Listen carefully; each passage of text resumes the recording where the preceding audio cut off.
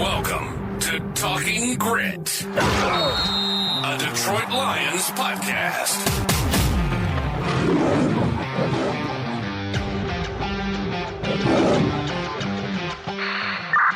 Talking Grit is brought to you by the Monroe County Reporters, Monroe's top news source for police, fire, and community events. Code 3 at Depot Street. Truck boy E25. Follow them on Facebook, and for $2.99 a month, you can become a subscriber and get the news you crave even faster. Welcome to Talking Grit. I'm Jason Harwood, and with me to help break down this week 3 win is Jacob Litton. Lions came out with this, it's a great win, 20-3 over a very physical Arizona Cardinals team. Jacob, let's start with just overall thoughts or things that you thought were interesting in the game. Overall thoughts, it was a good, complete team win. The defense really came through this time. Defense played extremely well. The offense was still able to move the ball, make the most out of our opportunities for the most part. Just overall, good team win, I'll say. Good all-around football for us. What were your first thoughts? Yeah, I love the way they started this game out. Just, we're going to run the ball. We're going to just tell the Arizona Cardinals and whoever's watching, this is what the Lions do. Seemed like they got away from it last week for whatever reason. If that's what the defense dictated, I'm not sure. But it was just nice to just see them come out and be successful with it, too. I mean, they ran pretty much all the way down with David Montgomery and then did the same thing with Jahmyr Gibbs the next drive. So really impressive offensive line play, too. Seems like everything just got back on track in this game, and we played Detroit Lions football. Absolutely. Yeah, it was perfect. Run first, but mixed again some good throws. And that's exactly, you talk about how the great game script, like how you wanted the game to go. That's pretty much how you wanted the game to go. Mm-hmm. We dictated what that defense should be doing. Like we're the Detroit Lions. We got an awesome offensive line. This is how we win football games. Come and try to beat us, and they couldn't. But what hasn't been Detroit Lions football, at least the last couple of years, is the defense playing as well as they have, especially the last couple of weeks. Just playing really just good overall football. It's only going to get better once Terrion Arnold gets more experience. We might be a little disappointed with some of his pass interference penalties. He was in position, but just not looking at the ball and that pass interference play. But he's not getting blown out at the line of scrimmage. He doesn't look lost. He's just either he's not getting his head turned around the ball or he's just being too handsy. I think all those things will be fixed with more experience. Definitely. The coverage is there. We saw that throughout training camp and everything too. He has very tight coverage. When he's man, he's on you. He's hard to beat. Definitely concerned about the pass interference penalties, but it's the first couple weeks of the season. It's his first real game action against some of the top wide receivers. And I think defenses or opposing offenses have already picked up on that. And I think they're trying to almost throw it his way just to get those penalties, just because they know he's right there. He's just a second late on getting his head wrapped around. And a couple of these calls really have been 50-50 whether they be called or not, but it's just his head's not around all the way and he's just making too much contact. In today's NFL, it's just very, very easy to draw those penalties. And if your head's not around, the receiver is very, very easy for them to, it's different. I guess you wouldn't say flop, but, it's one of those things where the receiver makes it look like he's going for the ball when he's not. He's trying to draw the penalty. Similar like on the defensive line, when you're trying to draw a hold and your arms kind of flail up in the air, you make it look like you're being restricted more than you are. Those are just very quick plays. It's very hard for the refs to get those 100% right in live action. And that's why you just got to get your head around and be making a better play at the ball versus playing at the receiver. Lions fans, if they remember, Darius Slay had a rough go, definitely a much rougher go than Terrion Arnold. I mean, in my opinion, Darius Slay was getting burned on a lot of plays, and then he came back and was second year and was much better. Terrion Arnold is ahead of where Darius Slay was. He just is going to need to keep improving, and I think he will. And I also agree with you with your point about teams targeting Terrion Arnold.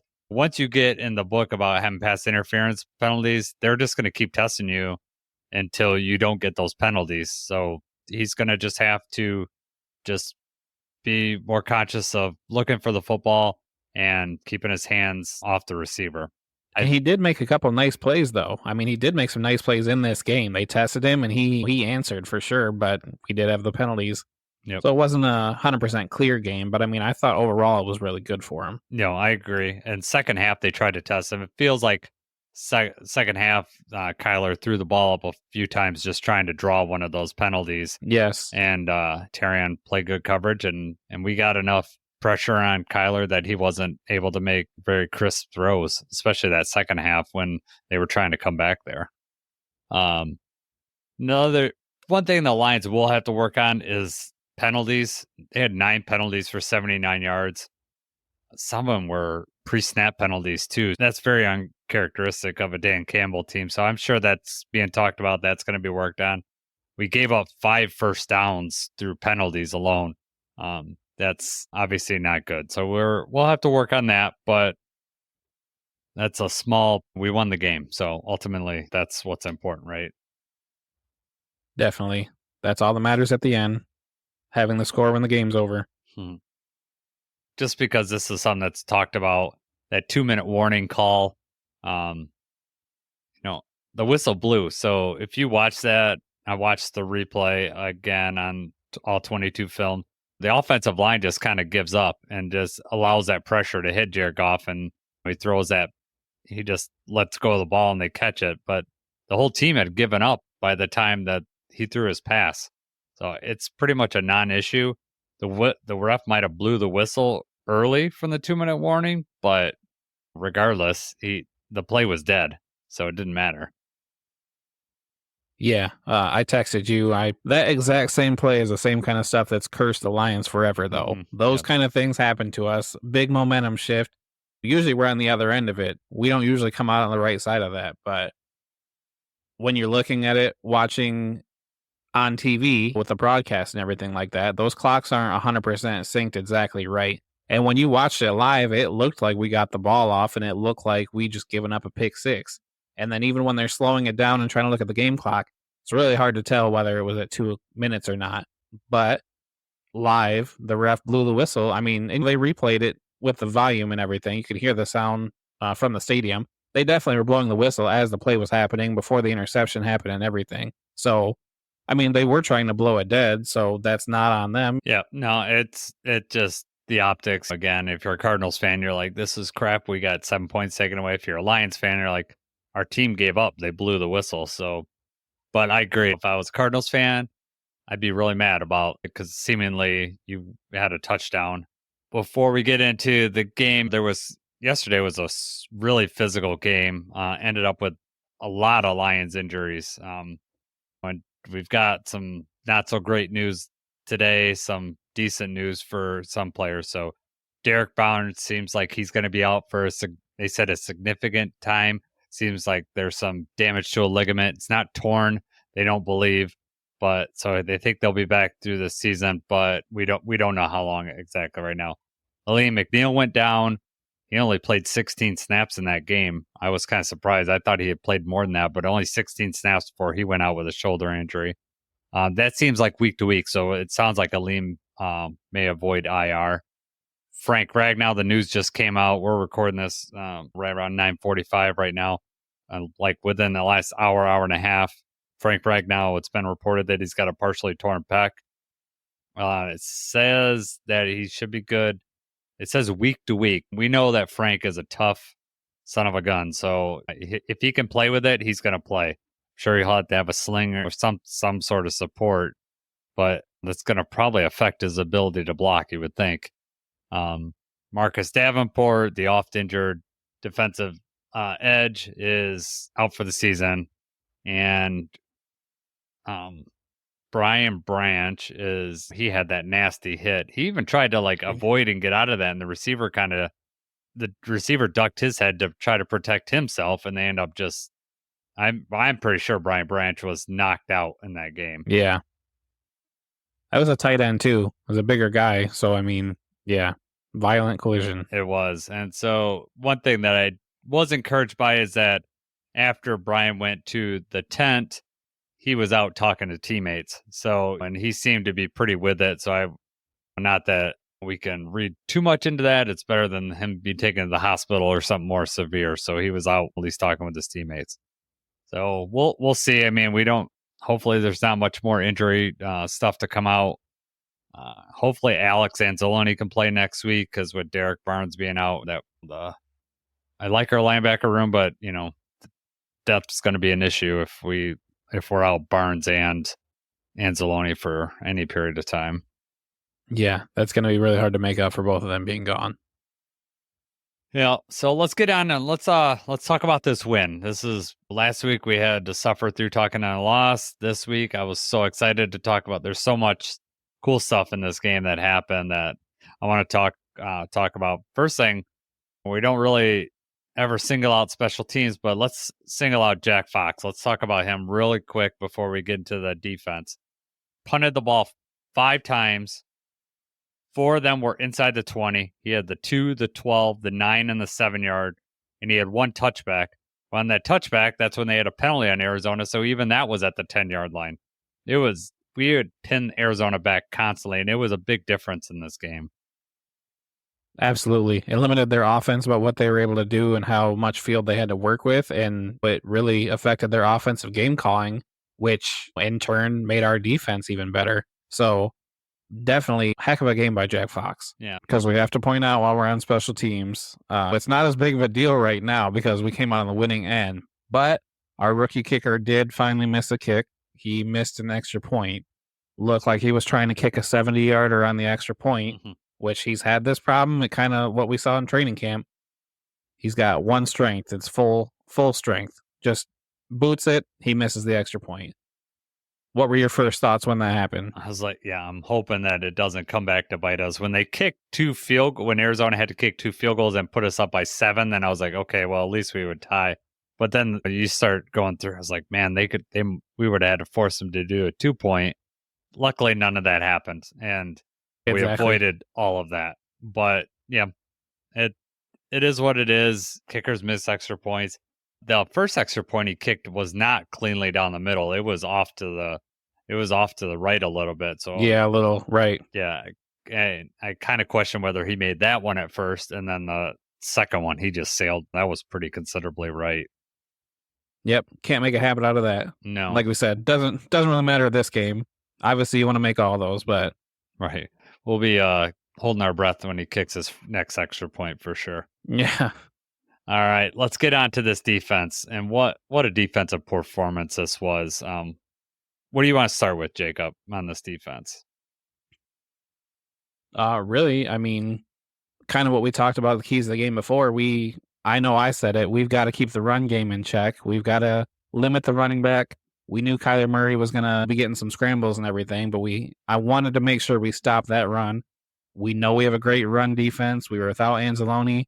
Were we going to be able to stop James Conner? Were we going to make them one-dimensional? And we killed it. We really just killed it.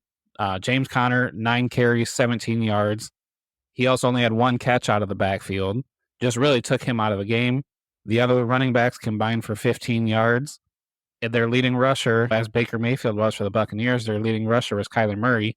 And really, Kyler Murray's rushing yards all came on the first 2 drives, or the first drive. First couple runs. Yeah. After that, we really just took that out. And that was huge. That really was the difference in the game, is making them one-dimensional. Yeah, Kyler ended up with 45 yards rushing. I remember one of my keys of the game was to hold him under 50 yards, so we hit that, which I was super happy about. But like what you just said, 34 of that 45 was in the first drive. He had a scramble and to get a first down, and then he had that 21-yard run. And on that 21-yard run, if you watch that, Barnes got sucked in, and he did not hold the edge, whereas we were really good at holding the edge that whole game. I think that accounts for, and Hutchinson in particular did not have as much pressures, but I really feel like he was holding his edge to not let Kyler, because they were getting enough pressure up the middle. with Reader. They were just getting enough push up the middle to affect the pocket that they didn't have to just. Hutchinson didn't feel like he had to do it all on his own. Just going back to Kyler Murray's rushing. So after that first drive, he only had 3 rushes after that. He had a 3-yard rush, an 8-yard rush, and a 1-yard rush. The 8-yard rush was when they were pinned on the goal line. It was like 3rd and 9. He only got 8 because Kirby Joseph stopped him. That 1-yard run was on that 4th down play where they originally called him. They said he got the first down, but I knew live that he did not get that first down. And I was so glad that they challenged that. And I was so glad that they had a good look at it because it was very clear that his knee was down and that ball wasn't even close to being over that line. That's actually one of the key plays I have listed. I know we're talking about that, but you know what? We're bringing it up right now. I'm just going to give you my quick breakdown. 4th down stop was off of an interception by Goff. He was pretty clean up until that point. He just didn't see the linebacker. It wasn't a very good throw. We turn the ball over. They start in our territory. Best field position they had all game. It was halfway through the 3rd quarter. They still are trying to establish the run. They run the ball 3 times, and they still only get 9 yards. They set up 4th and 1. They're down by 10. This is one of those times where are they going to go for it? What are they going to do? They decide they want to keep the offense out there. They want to go for it. That's just absolutely huge to be able to stop them on 4th and 1. And wasn't a bad play call. They take Kyler Murray running to the outside. Carlton Davis read that very well, and he was with him step for step. We really got there and limited his ability. They call it on the field that it was a first down. I thought he was short also, but they do those replays. They have a really nice replay cam where it's like synced up where you can see 100% clearly, like he's not even close. Like he was barely at the line of scrimmage when he went down. Yep. But anyway, that was just it was an important play because it was an important drive also. We stopped the run again on those 4 plays. They get 9 yards. They completely abandoned the run after that drive. That's the middle of the 3rd quarter. They found out they couldn't move. If they weren't going to get it done deep in our own territory, they weren't going to get it done at all. They only ran the ball one more time after they drive, and they got negative yards. They had 0 rushing yards in the 4th quarter. That's how big that was right there, how huge the defense stepped up and really just took them out. Yeah, I know hindsight's always 20/20, but I think you kicked the field goal in that area. I really do. You're going to get within 1 score in the 4th quarter, and you're hoping because then they would have later on when they got the field goal, they could have played that differently. They could have went for it 4th down there. It was a huge momentum switch because Goff had given them great field position. That was obviously their best field position that they started out with all day, and Goff just didn't see the linebacker just back up. Looked like he was going to rush. He backed up, run right in the lane, stepped right in front of Brock Wright, took that pass. But as far as the defense, yeah, they just killed it. That first drive was a little rocky with Kyler Murray because they came right down. But after that, they just locked that down. That was the best performance I've seen against a running quarterback that I've seen the Lions play in my time watching them. They really were disciplined, and the whole line was really disciplined. When on that 21-yard run, if you watch that, Barnes gets sucked up and does not hold the edge, and Carlett goes around the outside. And you could argue that Barnes was held. Do you see a jersey pull? I think he was just kind of late getting around. I know what you're talking about. It was kind of one of those close plays, but there wasn't enough. No, well, I mean, in Barnes, even if he's not held, I don't know if he catches Murray because he just got sucked too far in there. I mean, that was at the beginning of the game. It's they get a holding penalty. It's 1st and 20. You're thinking, okay, we're in good position here, and then they run for 21 yards. It was like, oh, this is how this day is gonna go. But that was it. That was it after that. Like I said, a 3 and an 8 and a 1 after that. So they did. It was pretty amazing. I was really encouraged by that. Lions had 2 4th down stops. We just talked about the one where we stopped Kyler. The other one was interesting. They were at midfield, and it was 4th and 7, and they went for it. Did you find that odd? I think that they just weren't moving the ball, and they knew they were running out of time, right?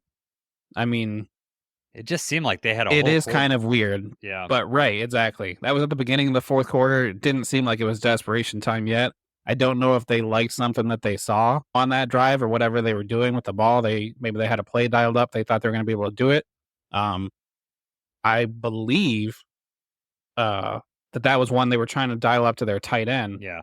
They just I think Kirby made a play on that, right? I think it was just overshot. I'm pretty sure. Okay. I just found it was odd to go. Like, I understand if it's like 4th or 2 or 4th and 3 and you're at midfield and it's 4th quarter, but 4th and 7 just seemed, it's not like they were gashing us passing the whole time. So I just found that very, very shocking. I also think they knew that we were running the ball on them, so maybe they thought we were going to just continue to run the clock out. But Right. If Dan Campbell made that same decision right there, I don't know if I wouldn't have agreed with that. You better have a really good play drawn up for if you're trying to on 4th and 6. Yeah. You got to have something outside of the box, something specific for this game that you guys practice or worked on for situations like this. That's what I was saying. I don't know if they thought that they had that, if they liked the look that they got, but it just didn't work. Just to go back to Kyler Murray, we talked about his rushing. Let's talk about a little bit about his throwing.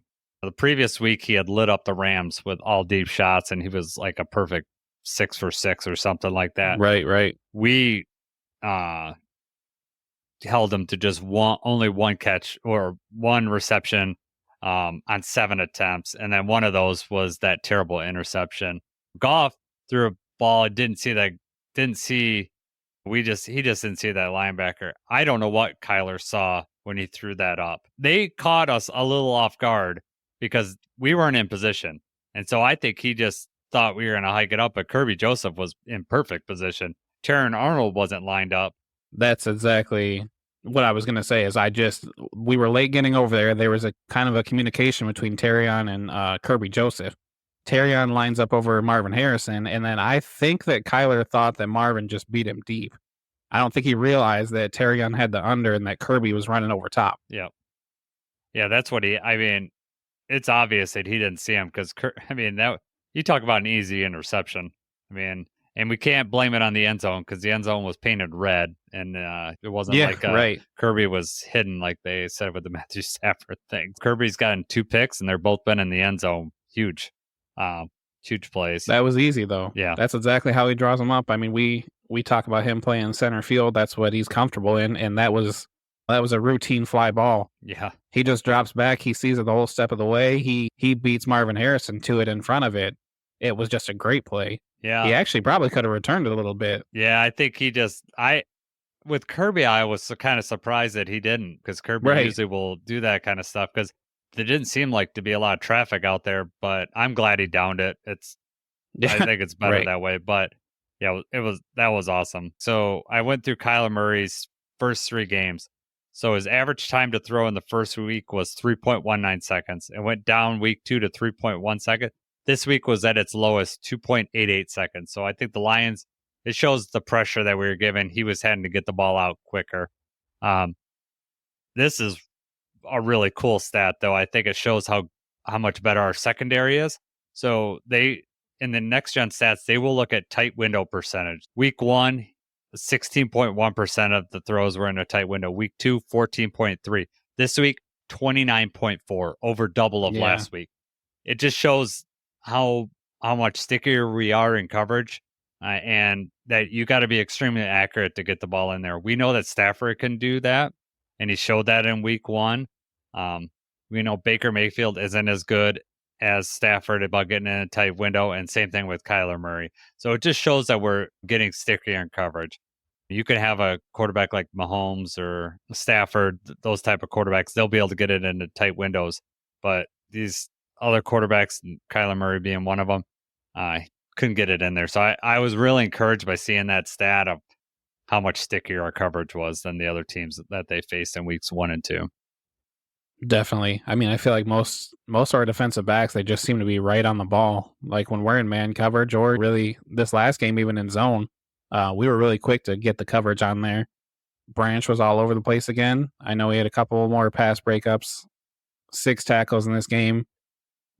He's been a menace this year for us. He's been great. Yeah, I think unleashing him and allowing him to move all over the field and safety is paying dividends, and it's going to continue as that he gets more and more versed in when communication with Kirby and our secondary comes together, be pretty happy with it. Carlton Davis led the team in tackles this week. He's all over the field. He's involved in the run game. We're stout at the line, but our secondary is very good at stopping the run. And it's obvious as a point of emphasis with Dan Campbell through his tenure here. And you can see it pays dividends because it just eliminates that possibility. And now you're making it one dimensional. And now that we have some secondary players to stop these passing, we're seeing just better defense on the field. It's really encouraging. Absolutely. I mean, this kind of game is exactly what we wanted when we were drafting and bringing in these defensive backs. This is what we expected to look like. And yeah, very encouraging to have a good showing out. Yep. Yeah. So like I said, we gave up 5 first downs due to penalties. We're going to have to clean that up. Cardinals did not give up any first downs through penalties. So we have to clean that up, and I'm sure Dan Campbell will. But the defense is looking good. We're sitting as a defense sitting at number 10 in yards per game given up. So I know they're doing Monday night games, so that doesn't include these, but these are the yards per game, so it's an average per game. We're 4th in rushing yards per game and 14th in passing yards per game, which is way significantly better than last year. The rushing is 4th. That's a little variable because we're in week 3, but that's what we needed. We didn't need the pass defense to be number 1 in the league, but we needed to be at least middle of the pack, so our offense can catch up and be able to put some points on the board. Absolutely. So, do you have you talked about the penalties? How many personal fouls did we have? I remember there was the one on Josh Pascal, right? So we had Jalen Reeves-Maben had one, and that was like on the Cardinals' last drive because he did that late hit. And then we had a roughing the passer. I know that. So those are the 2 that I'm aware of. Did we have more than 2? I was just trying to think. I couldn't think of them. I remember the roughing passer. I forgot about Reeves-Maben. Yeah, he kind of just dived on that pile late. The play was already over, but he shouldn't have it wasn't done like he hit him high. Yeah, he didn't really hit him that hard. It was kind of he rolled over the pile, but I don't know why he did that. He's a pretty smart player, so that was weird. Luckily, it didn't cost us anything. But anything else you want to add on the defense side of the ball? No, I think we touched on everything. Yeah, just really good. Hutch got his another sack, so he's up to 6? Is it 6.5 now? Yeah, 6.5. So through 3 games, it's pretty good. I think 5 games in a row. I think that's a franchise record. So good game for Hutch. Awesome, and we'll see how it goes. He's going to have another mobile quarterback coming up this week with Geno. So we'll see. He's a little bigger target than Kyler, though. Right. Not quite as fast. No, not quite. They really just because Kyler Murray had a couple more opportunities to run. We definitely were playing the game plan was to make him uncomfortable, put the pressure on him, but we're still containing the edges. And he did kind of dance around and get a couple more throws off a couple of times that maybe he could have taken off, but for the most part, we were right there. And with a couple hits, couple hurries, and a sack, just doing what he does. Yeah, it was encouraging. I especially, I was a little worried with Anzalone being out. He's the one screaming around, making plays, catching up to the quarterback. And then when he was out, I was a little concerned. And then Derek Barnes going out early. I think he only played 11 snaps. Yeah, he only played 11 snaps in the game. Derek Barnes are our Swiss Army knife back there. Can rush, he can drop back, those type of things, and you never know what he's going to do. So I was a little concerned when I was even greater concerned with down Barnes and Anzalone. But Malcolm Rodriguez, I think, played 100% snaps. Still held him in check. I think really a lot of it's our defensive line held the edge and kept him in the pocket, and we just kind of crunched the pocket. And we rushed him just enough that he made errant throws and wasn't able to. We had the tight enough coverage that he had to be accurate with his throws. He didn't have a large window to throw those passes. Right. They really they didn't try any kind of running back, any screen or swing passes out quick like that. I don't really recall them doing that with their running backs at all. It was almost like they had to keep them in for extra protection. Yep. Yeah, I think they were running a lot of jumbo sets, just like when we talk about the Lions offense, they were running a lot of jumbo sets. Both those teams wanted to set up the run. It's just the Lions defense is much, much better at stopping it than the Cardinals defense was.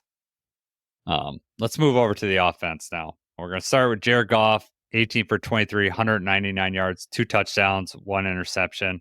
You got David Montgomery again, thoroughbred that we got 23 carries for 105 with a TD. Well, I don't know how many of those yards the offensive line should get some rushing yards for carrying Montgomery for 5 yards on that one play. That was so awesome.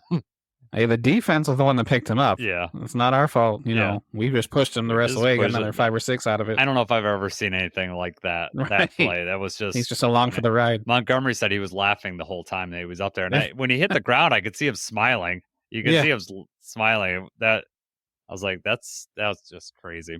And then Gibbs had a great game too. 16 carries for 83 yards. And then he had the funny stat line of 0 receptions, but 20 yards and a touchdown because they got it on the hook and ladder. But it shows up. I was wondering how that was going to show up, but it shows up as receiving yards, but it's 0 receptions and 0 targets. So we passed to him a lot the previous game. We did not pass to him other than this hook and ladder play. We did not pass to Gibbs once, which I found interesting. Right.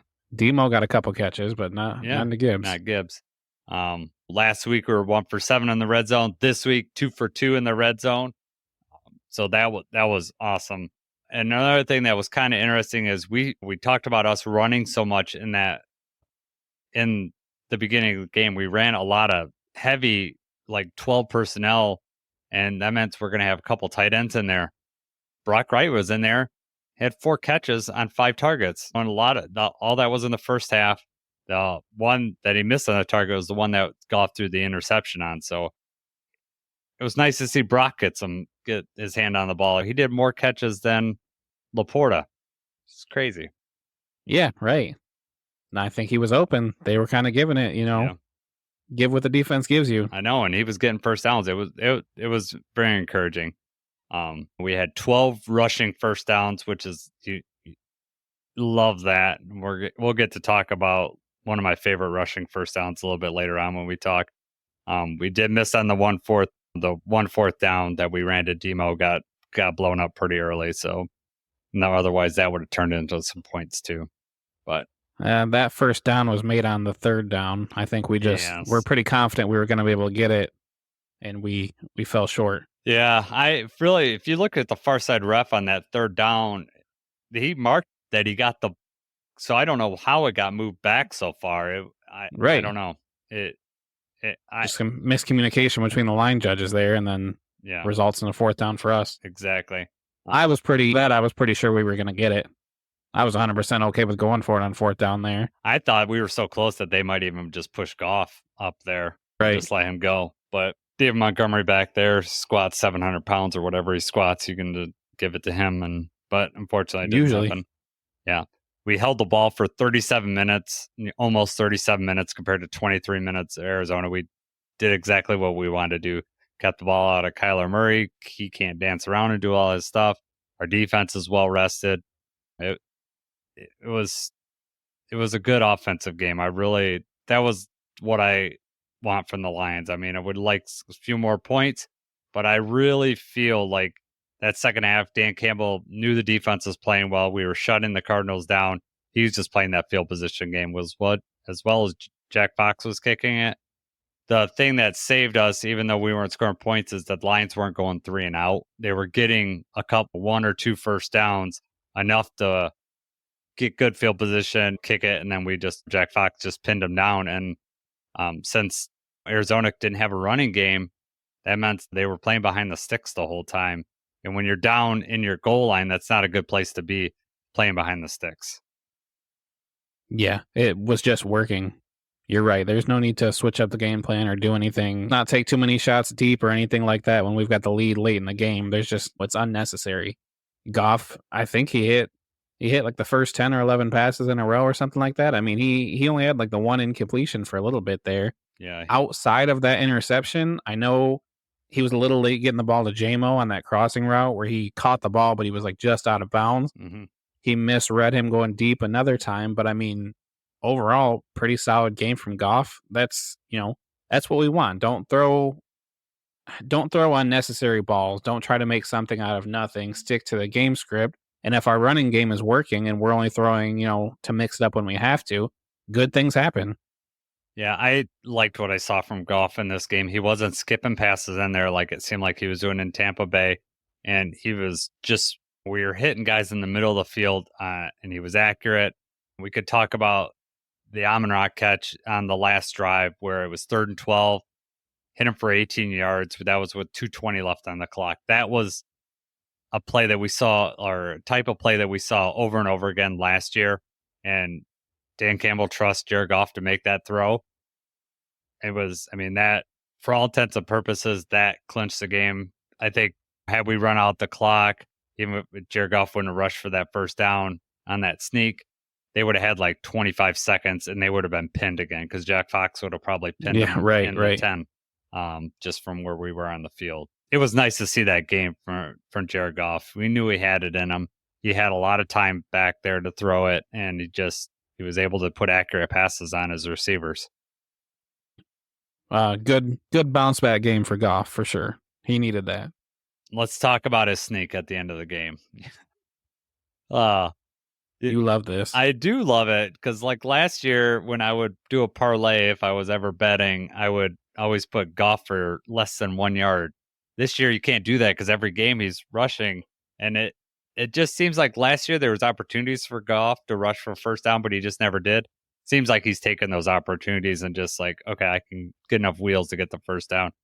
I think it's a great call, this sneak, because if they don't get it, he's not going to throw it. He's just going to, again, they would have got the ball with like 20 some seconds left. So I think it's a great play. If you look, the defense just there's only one guy on the field that was following Goff, and that's Gardeck. And he must be pretty slow because he couldn't catch up with Goff. Yeah. I don't think he thought he was really going to take off. Yeah. He comes in and he's on Goff, and then Goff just bootlegs out and easily gets that first down. Everybody else is sucked all the way in, expecting us to run it up the middle. So I think it's good because even if he doesn't get that, say he loses 5 yards or whatever, as far as field position, it's not going to matter because we were at close to midfield. Fox would have been able to punt it, and the clock would have just run. But you got all the benefit of everybody going out the middle, and Goff is just scot-free to ice the game. Goff's been known to not have steady hands on the ball when he's running, though, either. That's true. It was a good play, though. It was. He would have just went down easy. I think Goff's smart, so I think he'd have been fine. What did you think of the Goff pass for the touchdown to Amon-Ra right before, it was like right 30 seconds before the half? Did you, if you watch that play, Gibbs is wide open too. Right. I think the first read probably was right there to Amon-Ra. Mm-hmm. He's got the former Lion, Starling Thomas, on him. He's got the inside. He's got the open middle of the field. That's a throw and a catch that they make probably 9 times out of 10. So there's no need to. Actually, it's funny because I think that's what we were doing last week, maybe, or what he was doing before. Is either he's getting rid of the ball too quick, or he's letting the play develop to the point where his receivers aren't open anymore. And this time it's like, it's right there. This is how he's supposed to. Amon-Ra makes the move. This is where the ball's supposed to go. He nails it right there. Yeah. It was a tight window. It was a good throw. It was a good catch. Yeah. Good celebration. That's his first read. And I think once he stuck to the outside and then made that in break and there's no one underneath that throw, he knew he was going to throw it to him. But when you look at the replay again, Gibbs is standing right basically on the front of the goal line with no one within 2 yards of him. So if he's a second read, he was going to get the ball and get a touchdown too. That celebration, did you like it? The CPR celebration? Oh no, he was the dog celebration. It was the dog. Yeah. Right. Yeah, I like that. That was good. That was a streamer. I think it's Kai Sanat that I think he told Travis Hunter for Colorado that he should do that, and Travis Hunter did that in the Colorado game. Okay. So it was cool that Amon-Ra brought that out to the NFL. Yeah, all over Twitter and everything. That was awesome. Yeah, that was pretty good. I like that a lot. Now let's talk about the hook and ladder play. That was a heck of a call. And I think that comes from Ben Johnson going 1 for 7 in the red zone. He's like, no, we got this in our back pocket. We're going to score on this one. Yeah. You can see there's some videos from Amon-Ra and Gibbs in the tunnel where they're watching the play right after the game. It's like their first reaction. That's something that they practiced, something they were ready for. And when they called the play, they like their odds. They like their chances here. That was just awesome to see live. It was Perfect. Amon-Ra only had the ball just for a split second, passes to Gibbs, and then sure enough, everybody forgets about him. And then it's all it takes is an extra second of space, and Gibbs is gone. Yeah, well, it was like the perfect play call for that zone, too, because Amon-Ra cuts in, gets the ball, and there's really no one around him. He's got a pretty clean lane to throw to Jameer, and no one's even around him to bother the throw. And so everyone, if you look, just the momentum, everyone's following Amon-Ra, and then Gibbs is going with a full head of steam because he comes out of the backfield. He's not touched or anything. He just comes out and just is able to run freely on that route. And man might have been different. If there'd been man defense, it would have been tighter in there. But that zone, it was perfect. And then Gibbs is just running full speed the opposite way of Amon-Ra and just able to take it to the house. Right. That was perfect. The only bad Beautiful. thing on that was that Laporta got rolled up on the end. Laporta was on his man, and then someone rolled up on him underneath, and I think that's when he injured his ankle. But other than that, that was sweet. Definitely. So it was just a good offensive showing. I know we didn't get as many points, but I really feel like that was part of the game plan in the second half, that we knew we were going to be able to run on them, just play the field position game, and felt really confident with our defense. And it was obviously the right call. We won that game and was able to just pin Kyler back, and he wasn't able to drive his team down the field. We're talking about our offense. We are fourth in the NFL in yards per game, which I'd say that's pretty good. Fifth in rushing yards per game, and I think we're sixth in passing yards per game. People say, what's wrong with the offense? Because last week we didn't get in the red zone. We're not putting up as many points, but I really feel confident in this offense to be able to, if the Lions need to do a shootout yesterday, they might have been able to do that, but they weren't forced to do that. So why put the ball in harm's way when we know we can just rush the ball and play good defense? Yeah, we don't need to try to put up 70 points every game. We've got a good defense. We've got a good overall football team. We're hard to break, right? We're going to be in these games, and it may mean some of them are a little bit closer than what we want, but we're competing. We're a deep team, and we're going to be able to get it done.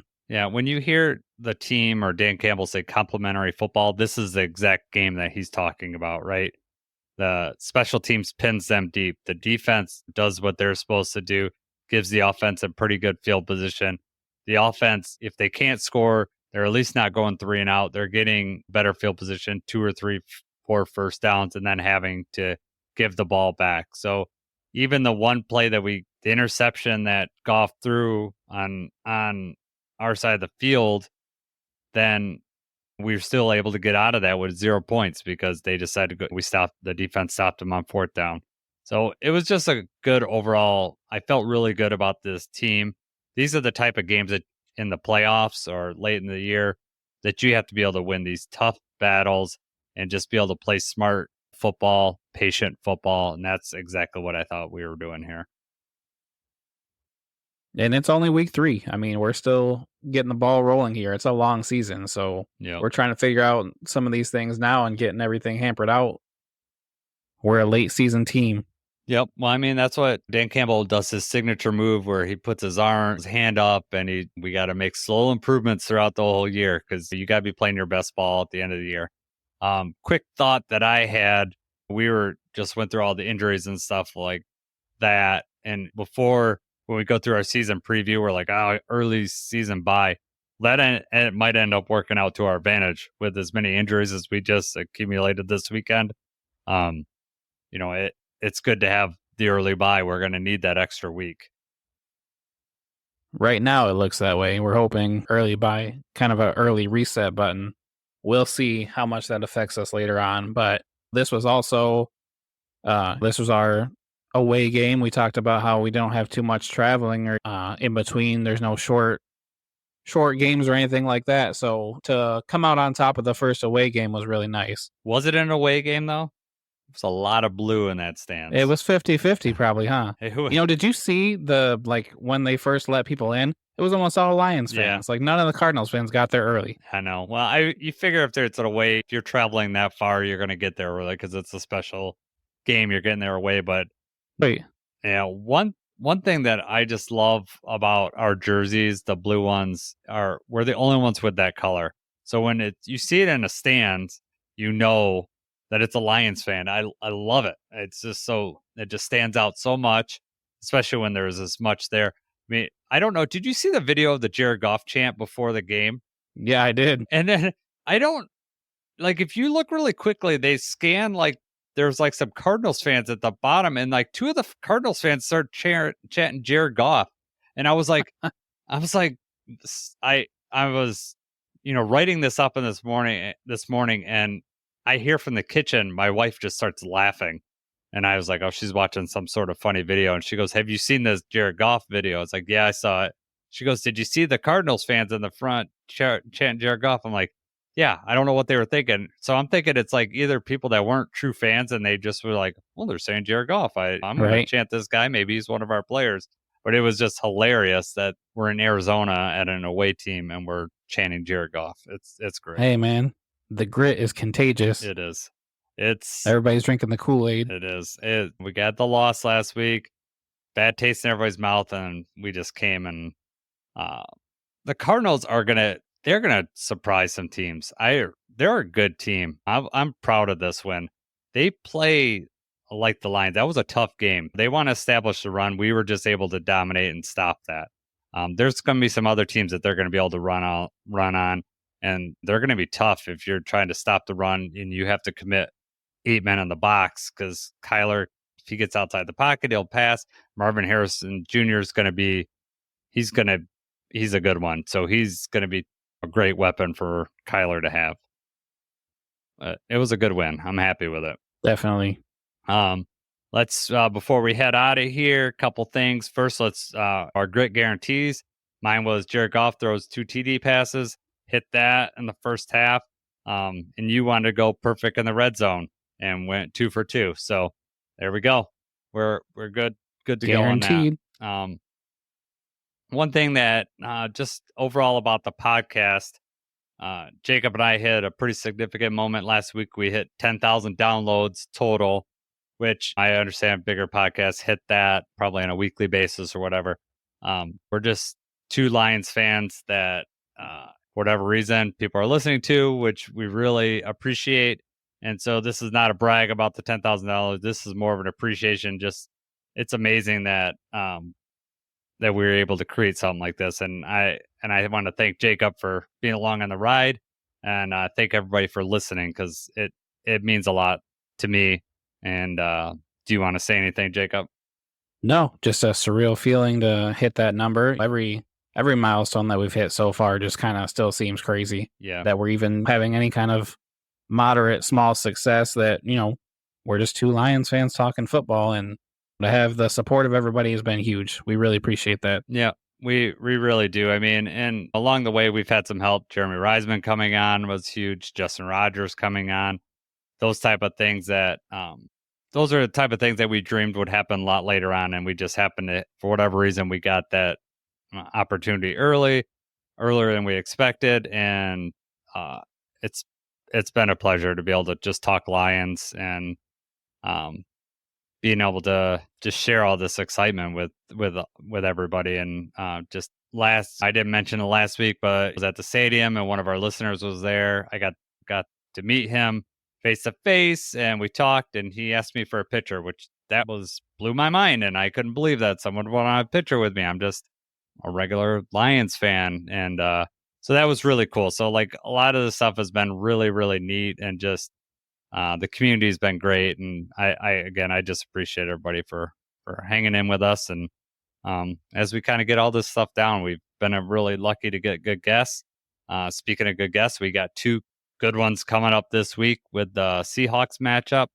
Got Brandon Crane from the Hawks Nest, big YouTube Seahawks channel, and then we also got Michael Duger from The Athletic, beat writer for The Athletic. So we got 2 interviews coming up this week.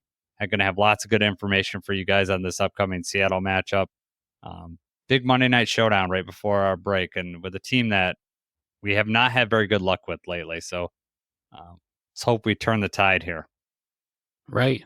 Primetime game again. Yeah. Hopefully the debut of the black uniforms, right? That's what it's looking like. It's looking like that. I know you worked a very long day today, Jacob. So he's probably, I know you're really wiped out. I'm out of the Twitter loop. Yeah. So the Lions sent a picture and says it's like a title of It's Time. And then it was the Motor City Muscle like helmet, like kind of in shadow. And they changed the background of the Twitter page. They've been doing that every week. They're toying with us.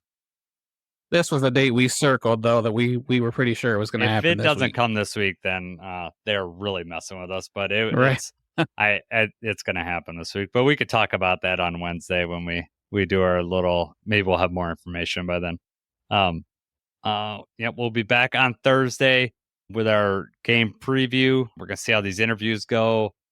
If there are 2 of them are pretty long, I might release one separately. I'm going to kind of see how that goes. I haven't done 2 for 1 episode yet, so we'll kind of.